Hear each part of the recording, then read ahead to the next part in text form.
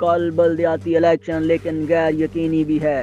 ایک طرف پنجاب میں تحریک انصاف جنرل الیکشن کی تیاریاں کر رہی ہے تو دوسری طرف سندھ میں پیپلز پارٹی کو MQM کی طرف سے بلدیاتی الیکشنز کے لیے دباؤ کا سامنا ہے۔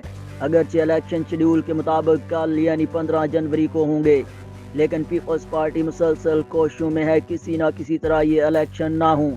یہ دوسرے مرحلے کے الیکشن ہیں جن میں کراچی اور حیدرآباد میں ووٹنگ ہونا ہے۔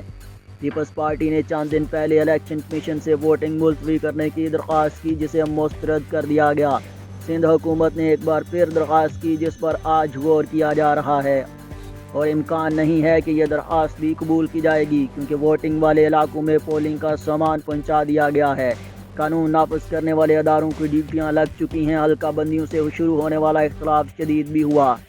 MQM نے سابق صدر آصف زرداری، وزیراعظم شہباز شریف، مولانا فضل الرحمان، گورنر سندھ کامران ٹیسوری سب سے ملاقاتیں کی اور اپنے تحفظات بتائے۔ یہ بھی کہا گیا کہ MQM وفاقی حکومت سے علیحدہ ہونے جا رہی ہے۔